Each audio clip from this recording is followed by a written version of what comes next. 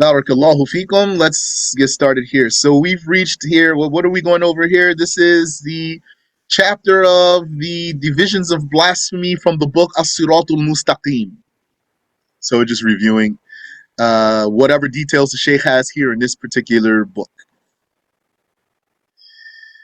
And he talked about here the blasphemy of the heart. We covered what he had there. And the blasphemy of the actions from the limbs. We covered what he had there. Then he started talking about the blasphemy from the tongue. That's where we are now. And that's where most of the blasphemy comes from. So it's going to be extensive. He has many examples here. And we've reached this example. The author says, وَلَوْ قَالَ شَخْصٌ لِزَوْجَتِهِ أَنْتِ أَحَبُّ إِلَيَّ مِنَ اللَّهِ. If a person said to his wife, you are more beloved to me than God. Oh, أَعْبُدُكِ. He blasphemes. And he blasphemes. If he said that, he blasphemes. Oh, أَعْبُدُكِ. Or if he said, I worship you. Here, this needs to be fixed. So, if a person said to his wife, you are more beloved to me than Allah. Or, if he said to her, I worship you, he blasphemes. In kana yafhem, if he was understanding from it.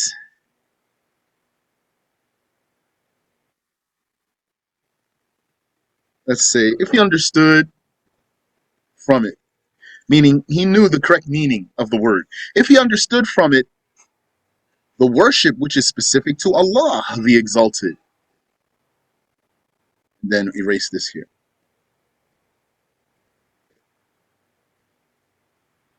Now it's much closer. If a person said to his wife, you are more beloved to me than Allah, or if he said to her, I worship you, he blasphemes if he understood from it the worship which is specific to Allah, the Exalted. But there's two cases here. One of these cases is both of these cases are explicit, but one of them it has more potential for someone to think it means other than what it means. Which is that. The first one, when he says, you are more beloved to me than God, this is explicit blasphemy. He has no way to say, wow, what I meant was. So he blasphemes here. And we will not accept from him any alternative interpretation for his statement, due to the clarity here of the statement. Also, the second statement, it is explicit in reality when he said to his wife, I worship you. That's explicit blasphemy. He blasphemes if he understood from it the worship that is specific to Allah, the Exalted. Now, this part of the statement is very important for you to understand.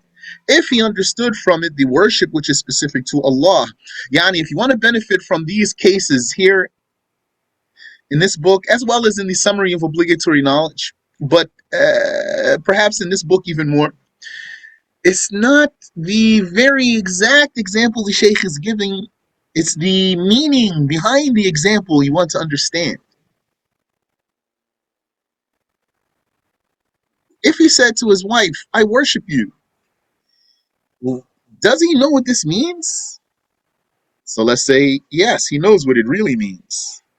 So then we say to him, you know what that means and you dare to say it anyway. You have blasphemed. So, but what if we said to him, you said to your wife, I worship you. Do you know what that means? So he says, yeah, I know what it means. It means I love you a lot. Say to him, that's not what it means. He says, yes, it is. You say, no, it's not. He says, well, yes, it is. So it means that's what he thinks it means then.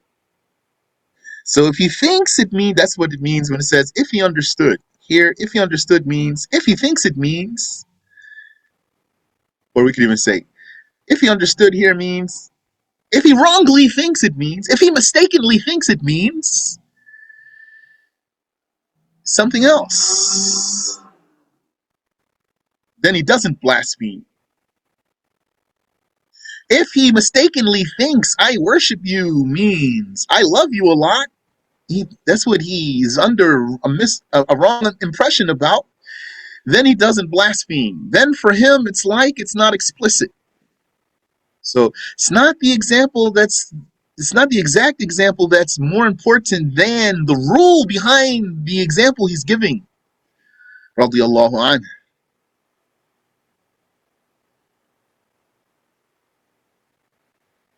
What you need to be able to do is when you hear someone say something to say, that's the case. This one is the same as the case of when the Shaykh someone said to his wife, I worship you, while he understands what it means. This person said such and such without understanding what it means, and therefore I will not deem him as a blasphemer. I will teach him and forbid him. The one who thinks I worship you means I love you a lot, or I love you extremely, then he doesn't blaspheme, but we will forbid him from saying this statement and we will teach him. Someone will come to you with the word adore. Say, what about the word adore? So, someone said, what about the word adore though? I would say, what do you mean, what about? Now here I am arguing with myself because I'm the one supposing the question. So I'm supposing a scenario here. Someone comes to me and says, what about the word adore? You just read this passage here. So I'm going to say to him, what do you mean? What about? Because I'm going to make him clarify his own question. I surmise what he really means by his question, but I'm going to make him say his own question clearly most of the time. So what do you mean? So he says, well, don't you know adore means worship originally, but the people use it to mean extreme love or extreme fondness? I'll say, yes, I know that. So he would say, so if someone says, I adore you, would you deem him as a kafir?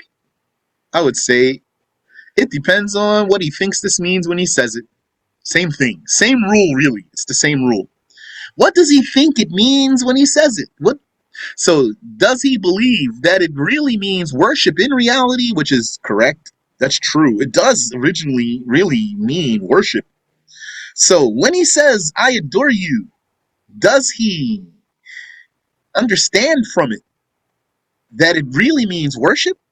And he's using it anyway? If so, he blasphemes.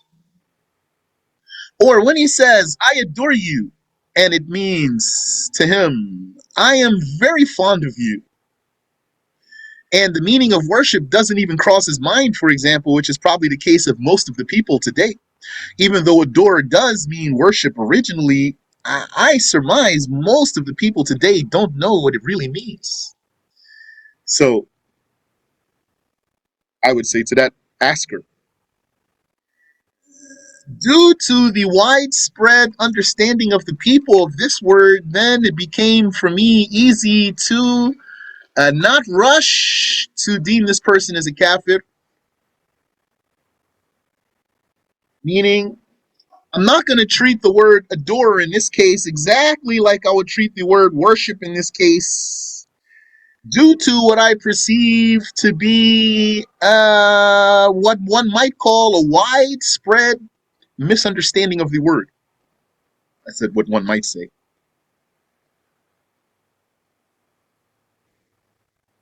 So then I would not rush to deem him as a kafir, and I might not even make any conversation out of the issue.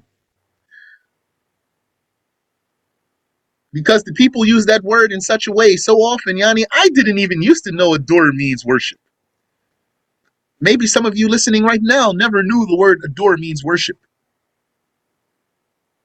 How I knew the word adore means worship, I had a debate with a so-called Hebrew Israelite. So he asked me, do you adore such and such? I said, yeah, sure. So he said, huh, so you worship that one? So I was like, what are you talking about? So he knew what he was doing. He knew that most of the people don't know what this word means. He is the one throwing out a fallacy. Then then our discussion became, well, you know that the people don't even know what this word means truly. So why are you imposing on them that they are adhering to the meaning of the original meaning of the word while we don't know it? So for the word adore, I wouldn't be as concerned as for the word worship as I would for the word worship. But if you have a question, go ahead, please. So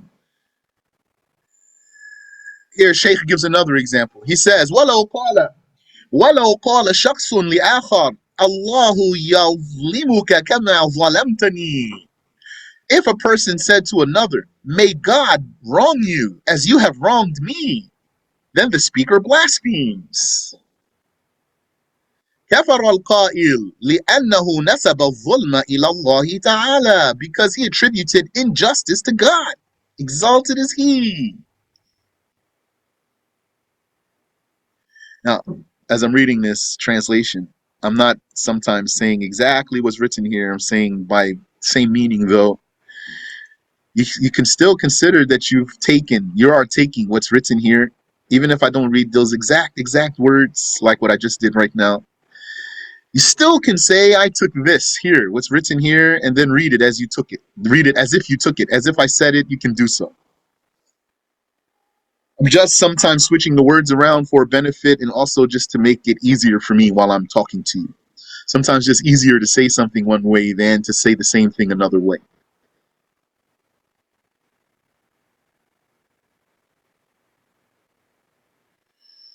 So he blasphemes for attributing injustice to Allah.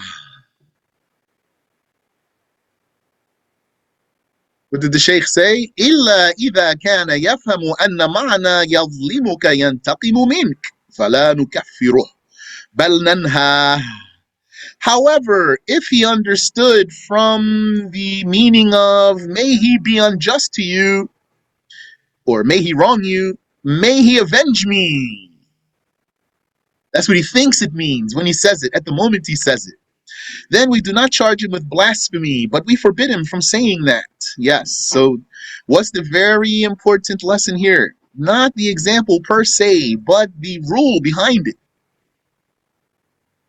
which is like the previous example. Someone said a statement, really it's blasphemy in reality, but he does not comprehend its real meaning. He thinks it means something that it doesn't mean.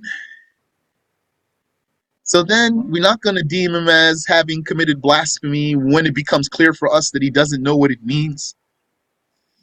So he says, may God wrong you as you have wronged me. What would I say to someone who said that? I would say, what? That's blasphemy. I'm not going to, Danny, what? Okay. I will say to him, that's blasphemy. That statement is blasphemy. So let's say he says, well, why is blasphemy? I'll say, because he's saying, may God wrong you. You're saying is that wrongdoing is attributable to God. That's blasphemy. So then he would say, no, I didn't mean that. Because that's what people always say when they say a blasphemous statement, and then you fix them, or most of the time. Say, no, I didn't mean that. But here, this is important also. When he says here in this case, I didn't mean that, should you accept it from him?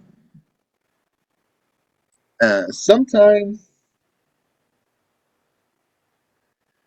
uh, especially if you have grip on language and you understand people, you can perceive how someone doesn't know the best way to say something. Because amongst the people are the simple layman.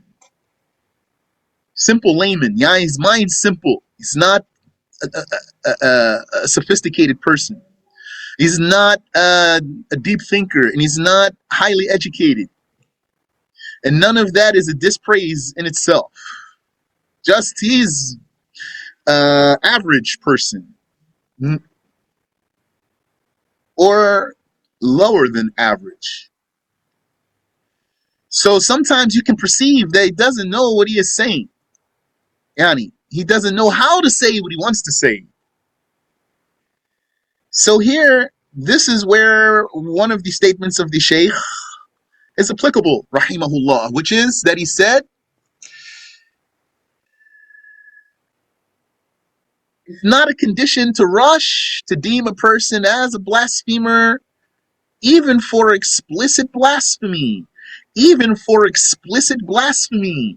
If someone says explicit blasphemy doesn't mean you must rush to deem him as a kafir without delay. No, you are allowed to assess the situation here. Someone would say something to you, you'd say, well, it is blasphemy. That's clear for me. But I doubt that this guy really knows what he is saying. For some reason, I doubt that. Like, I know how simple he is. Like, let's say he's just a shepherd.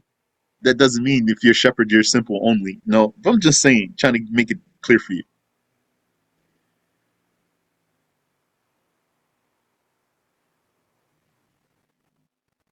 All the prophets were shepherds. So a person could be a shepherd and he is a massive genius. They were all shepherds at some point in their life, that is.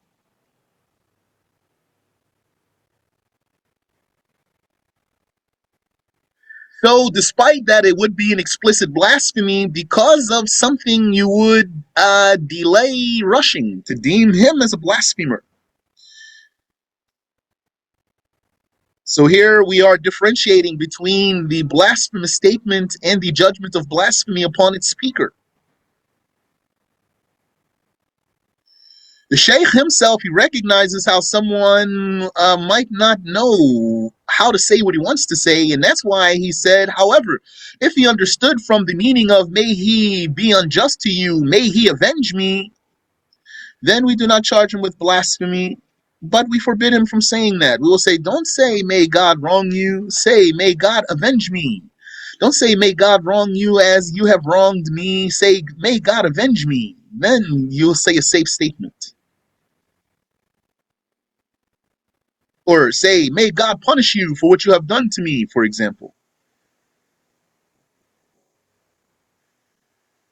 Then the Shaykh said, وَلَوْ قَالَ شَخْصٌ لِشَخْصٍ آخَرْ وَالْعِيَاذُ بِاللَّهِ يَلْعَنْ رَبَّكَ. That's slang. So that's the way we learned the statement. That's how the Sirat should be read here. This is slang statements here, the way it's pronounced.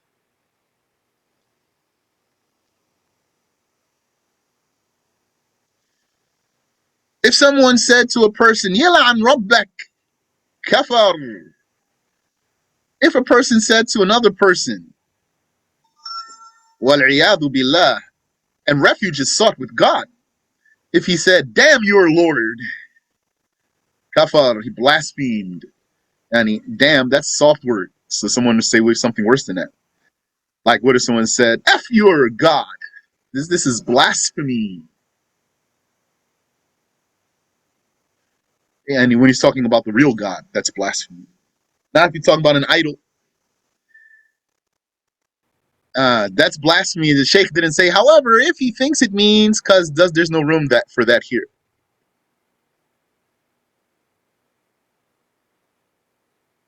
Like the other one.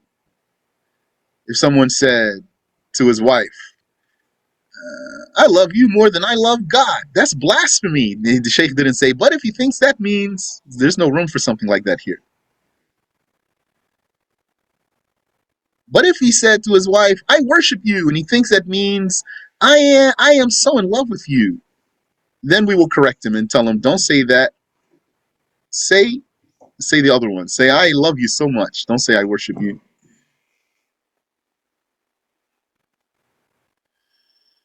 وَكَذَلِكَ يَكْفُرْ. I want to add a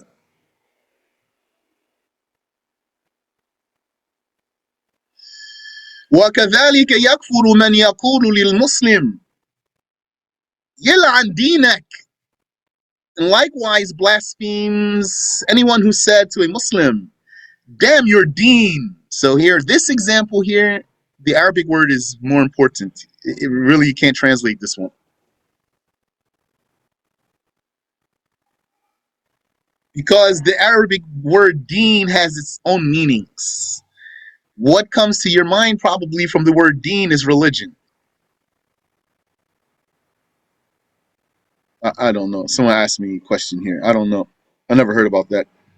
Where's the religion?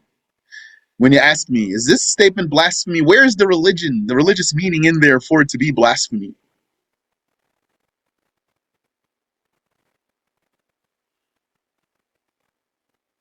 Now, I know you're just asking me. You might say, I'm just asking to be sure. But I still want to pose my question. So I'll tell you what's the question here. Someone says, what if someone says, Yalan Haisa? It's like saying, damn this hour here, damn this very moment, for example. Is it blasphemy? So I don't know even. I didn't hear it. But why would it be blasphemy? If someone says it is blasphemy, my question is why? Where's religion here? If someone says, damn this moment of mine here, how he's contradicting the messenger of Allah. The case of all blasphemy, remember this, the case of all blasphemy goes back to opposing or contradicting the messenger of Allah. Sallallahu alayhi wasallam. So people hear all kinds of statements and then they wonder if it's blasphemy.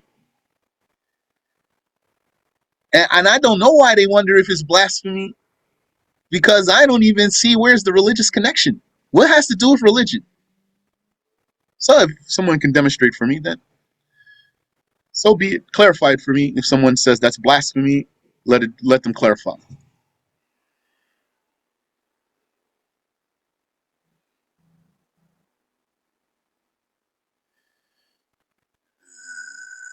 So the Shaykh said, وَكَذَلِكَ يَكْفُرُ مَنْ يَقُولُ لِلْمُسْلِمِ يَلْعَنْ دِينَكَ. Likewise blasphemes whoever said to a Muslim, damn your deen. So this Arabic word here, deen, it can't be translated. If you translate that into English to religion, for example,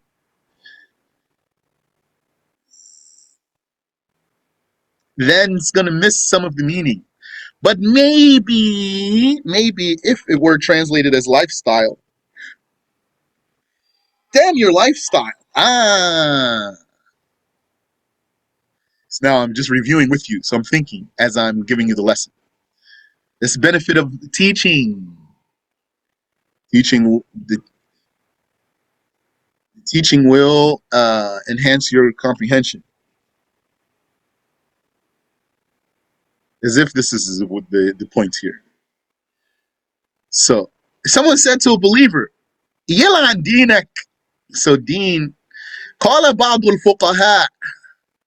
Some of the scholars said, in qasada siratahu fala yakfur. Some of the scholars said that if he intended, let's say here instead of lifestyle, let's say behavior.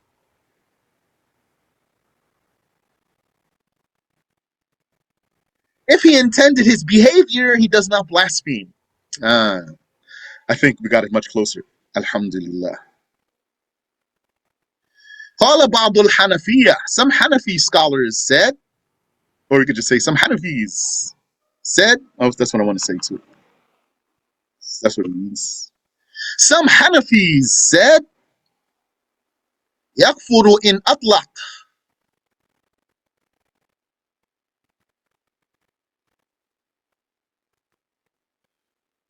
One blasphemes by the mere expression, by the open expression. Yani, he didn't direct it. He didn't direct its meaning one way or another. He just said it only, but still. Now, when you put it this way, I'm not sure the word lifestyle is going to be what the Hanafis meant. If someone said, damn your lifestyle. Now I'm just brainstorming with you. I'm thinking out loud here. If someone said, damn your lifestyle, some of the Hanafis said he blasphemes in atlaqa. If he just said an open statement. Because what I think it's clear for you, what are we getting at here? Because lifestyle is if it means your religion. So the word deen, though, the word deen in Arabic, what's going to come to your mind first, I think is going to be religion before lifestyle. I think the word religion, the meaning of religion comes to your mind from the word deen more than or before the word or before the meaning of lifestyle. So I'm just going to leave it as deen for now. I'm not sure that the translation serves exactly the same purpose.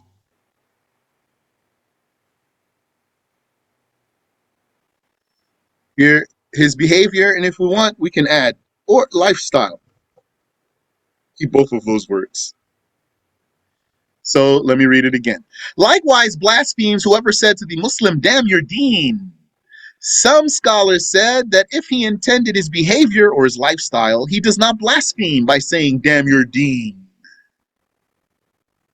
وقال بعض الحنفية, some Hanafis said, يكفر in أطلق. One blasphemes by the mere expression. So that means these are two different sayings. Some are saying it depends on what he meant. When you say this first one, if what he meant was his behavior or lifestyle, then he blasphemes. Then what this would mean is deen has more than one meaning. So if he meant the blasphemous meaning, he blasphemes. And if he meant the non-blasphemous meaning, he does not blaspheme. But when you say this one here, some Hanafis said one blasphemes by the mere expression in atlaqa. Atlaqa means he just said it openly without any qualifier, without any restriction. He said it without any indication of directing it one way or the other way to one meaning or the other meaning. So if you go that way, what are they saying? They are saying then the word deen means religion when you say it without any indication that it means something else. Sometimes an expression automatically goes some way unless there's a proof to direct it another way. For example, what if someone said, you Jazakallah? Did he say khayran? He didn't say khayran. He just said Jazakallah. So this could mean khayran, or he could maybe even mean sharran. May Allah pay you with evil. May Allah pay you with good. And all he said was, may Allah pay you. So, which way he means it? So right here, إذا أطلق, when you just say it openly like this without something that directs it towards the evil, then it's going to automatically go towards the good.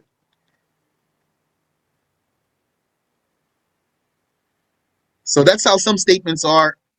They have basically an automatic meaning unless there's something else that takes it from that automatic meaning. So some Hanafis said one blasphemes by the mere expression. أي إن لم يقصد سيرته ولا قصد دين الإسلام. That is, if he did not intend that person's own behavior and he did not intend the religion of Islam. He still blasphemed for what the word, according to them, automatically goes to, without an indication or proof to direct it otherwise. I think that's clear. Do you have a question here?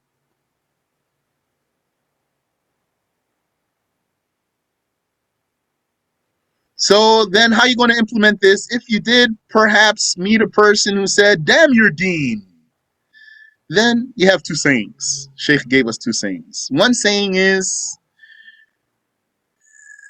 it depends on what he meant.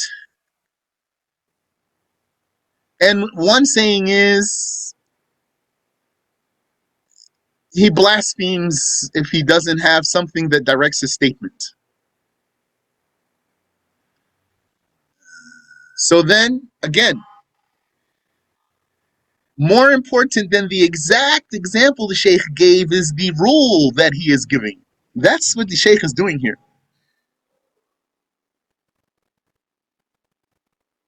One of the things I like about the chapter of blasphemy that the Shaykh has presented in so many of his books is what he's not saying. Yani, a person would learn these chapters of blasphemy, and on a basic level, what he's going to take away from them, he's going to take away from them merely the examples that the Shaykh presented, not more. His mind does not have qiyas. Qiyas means comparison. He doesn't register what actually is the universal abstract rule. That's the more important point the Shaykh is teaching us. Rather, he is his understanding, his comprehension is still limited to the example itself. That's why someone would learn blasphemy, be learning the rules of blasphemy for years and years, and still have questions about some of these things. You should, brothers and sisters, reach a point where you don't have questions about blasphemy, except rarely. The chapter of blasphemy is easy. And once you reach a certain level of comprehension, you won't even need to ask, except rarely. The Shaykh says, وَكَذَلِكَ يَكْفُرُ مَنْ يَقُولُ وَالْعِيَاذُ بِاللَّهِ وَالْعِيَاذُ بِاللَّهِ فُلَانٌ زَاحَ رَبِّي. Likewise blasphemes whoever says, and refuge is sought with Allah, so-and-so moved my Lord. لأن هذا فيه نسبة الحركة والمكان لله. Because this has the attribution of movement and place to Allah. Okay. Yes, and there's footnote here. Likewise, this from this statement, Fulanun Zaha Rabbi, it's understood from this statement as if the person is really saying, he annoyed my Lord. So and so annoyed my Lord. It bothered him. That's blasphemy. SubhanAllah. As I'm going through these cases with you, brothers and sisters, I'm thinking about some of the people who say, why are you always going over blasphemy? All you want to talk about is blasphemy. Don't you see how important this is? SubhanAllah.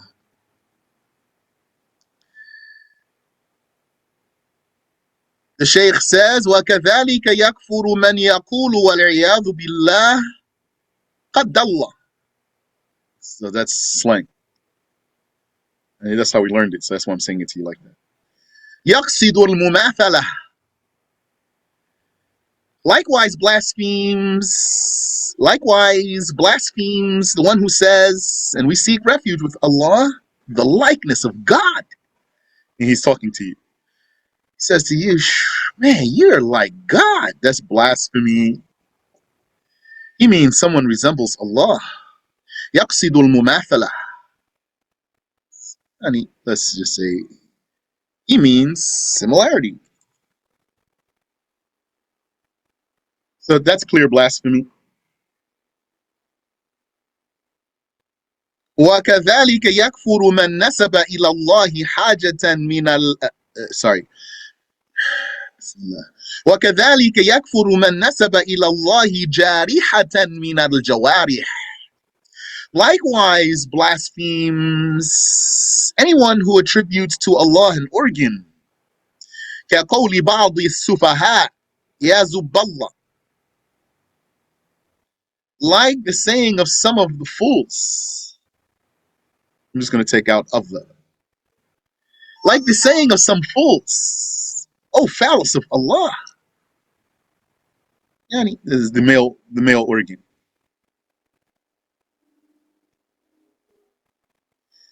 So that's clear blasphemy. The Shaykh says, وَهُوَ لَفْظٌ صَرِيحٌ فِي الْكُفْرِ.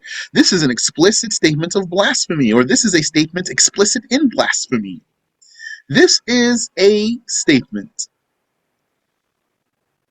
explicit in blasphemy. لا يقبل فيه التأويل. وَكَذَلِكَ يَكْفُرُ مَنْ يَقُولُ أَنَا رَبُّ مَنْ عَمِلَ كَذَا.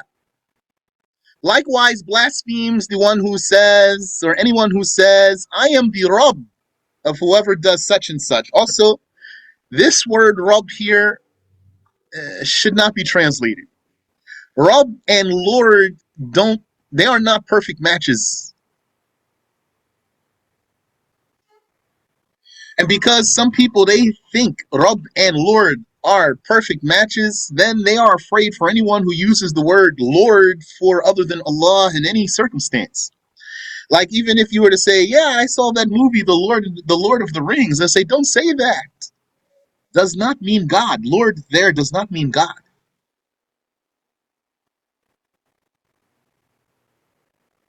Even the word Lord in English can be a title.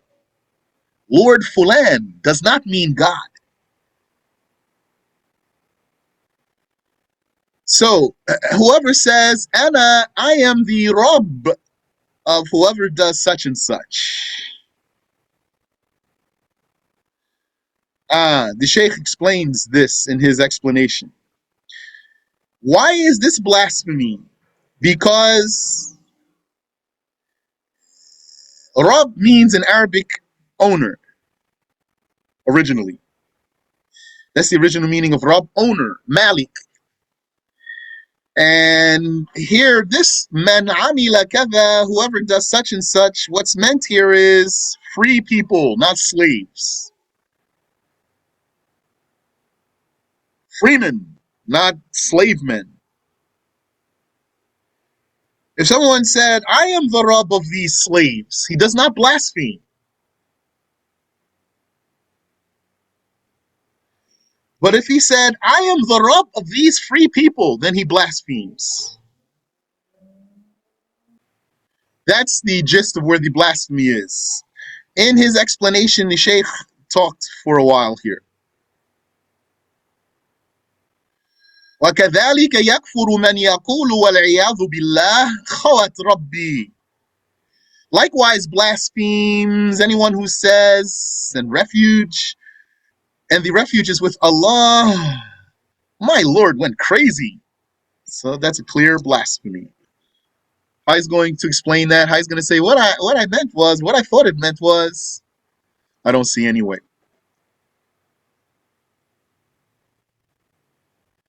But someone just sent me a question yesterday. They said, someone said Allah created the jinn with a good intention. But then the jinn, they did evil. I'm paraphrasing. Is this blasphemy? So I wouldn't rush to deem him as a kafir here. It's as if what he wants to say is Allah created the jinn for good, for a good purpose, for a noble purpose. So that's how sometimes you hear something, then you might be able to perceive. As if he's saying something. Yeah, for wisdom. Or yani, for a good reason. Like worship. Didn't Allah say, وَمَا خَلَقْتُ الْجِنَّ وَالْإِنسَ إِلَّا لِيَعْبُدُونَ. I only created jinn and humans for them to worship me. Yani, to command them with worship. So, I wouldn't rush to deem a person as a kafir here if I heard him say that. Yani, even if he said, Allah created the jinn with a good intention, I'm not sure that he means to attribute an intention to Allah, or that he wants to say something he doesn't know a better way to say what he wants to say. Not to mention, now that I think about it, the person who sent me the question, I think English is not their first language, and maybe the one who said something said it not in English. Now it's just coming to me now. You need to be mindful of those things too. Somebody said something in a language, and then you ask about it, you translate the statement and ask about it. I get those sometimes.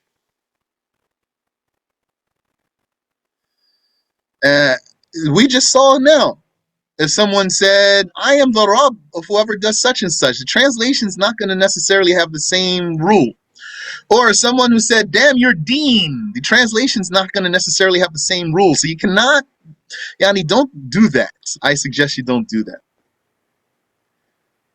Ask someone who has knowledge in the language in which the statement was spoken. The Shaykh says, Rahimahullah,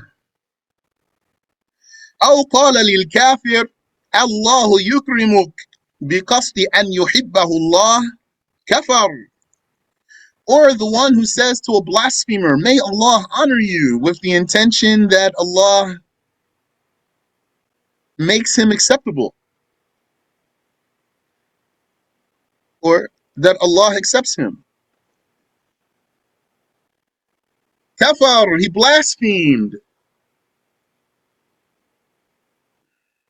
Here it says, while being a blasphemer, I'm going to remove it. It's not in the Arabic. أو قال للكافر الله يكرمك بقصد أن يحبه الله كفر. Or the one who says to a blasphemer, may Allah honor you, with the intention that Allah accepts him. كفر لأن الله تعالى لا يحب الكافرين. He blasphemes because Allah does not give honor to the blasphemers, or does not accept. Yeah, he does not accept blasphemers. Very literally, does not love. I translate just very literally. Or the one who says to a blasphemer, may Allah honor you, with the intention that Allah loves him. Love can be used without a meaning of emotion, is possible, but we avoid that. Shaykh Bassem said in his lesson today that he doesn't think that the word love in English would come devoid of the meaning of an emotion. It's possible to have another meaning, like hub in Arabic. It's possible, but we avoid it. Like how hub means, how you can use the word hub in Arabic doesn't mean Allah has an emotion, like that too. But we avoid it. So I'm avoiding it. And if someone said, uh, may Allah be pleased with you, or may Allah love you, if someone said that in my presence, I would not rush to deem him as a kafir. So anyway, the Shaykh says here, or the one who says to a blasphemer, may Allah honor you, with the intention that Allah accepts him. He blasphemes because Allah does not accept the blasphemers. كما قال تعالى, as the Exalted said, or as he said, exalted is he, فَإِن تَوَلَّوْا فَإِنَّ اللَّهَ لَا يُحِبُّ الْكَافِرِينَ. If they turn away from believing in Allah and His Messenger, then Allah does not accept the blasphemers. Yes. And here, Allah does not accept the blasphemers. That's what it says right there. No one can deny it.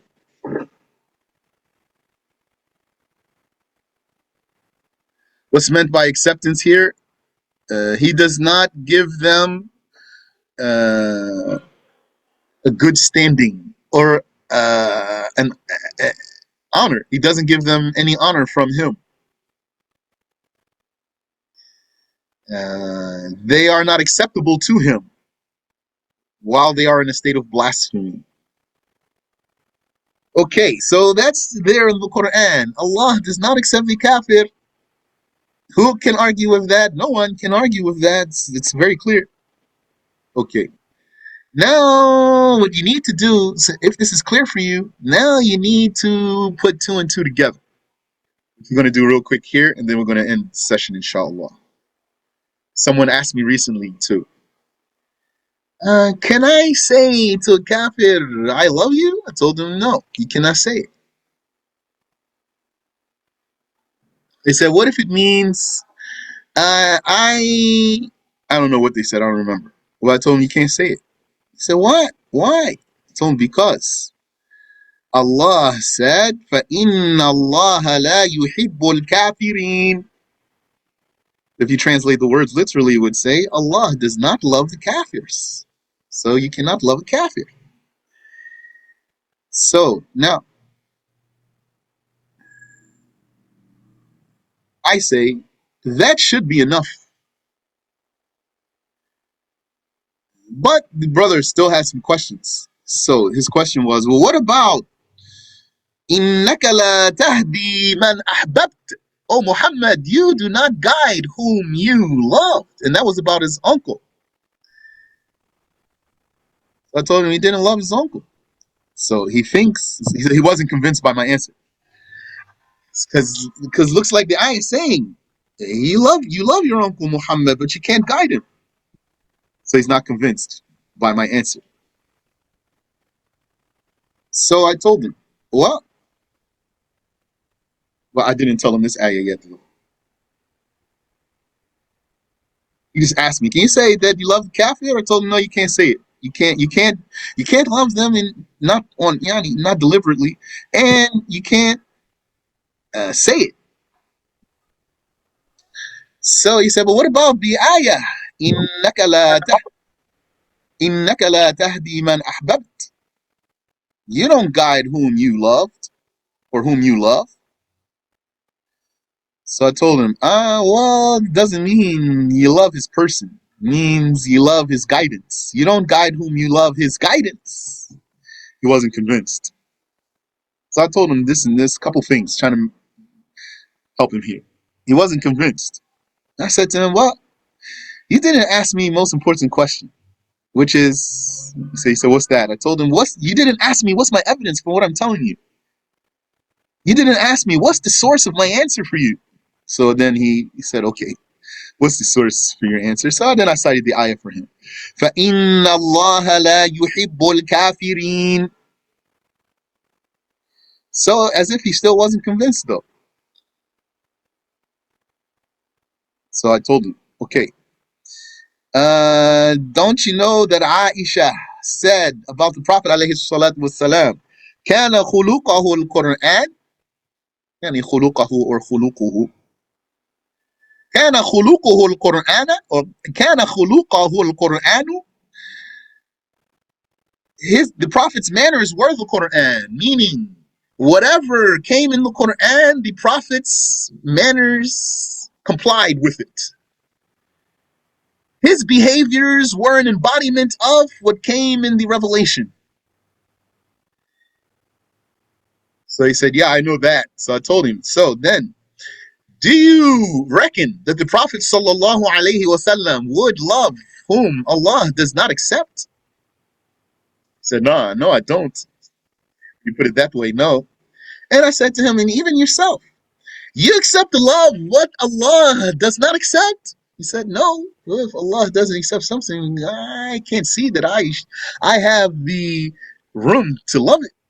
So I told him, that's it then. So the ayah, إِنَّكَ لَا تَهْدِي مَنْ أَحْبَبْتَ, doesn't mean, oh Muhammad, you don't guide whom you love his person. You don't guide whom you love personally. That's not the meaning. The meaning is, oh Muhammad, you don't guide whom you love his guidance. And I gave him some more references to help him fill in. I told him it's called hadful mudaf, but I don't want to explain all that right now. Man ahbabtahu, it doesn't mean man ahbabta shakhsahu. It means man ahbabta hidayatahu. You don't guide whom you love his guidance. That's the meaning of the ayah. And then I gave him also some other proofs, then he became more convinced. So I told him, don't you know that Allah Ta'ala said, Inna sharra dawabi inda Allahi alladhina kafaru. Indeed, the vilest of creatures that creep upon the face of the earth are those who blaspheme. So then he was like, oh.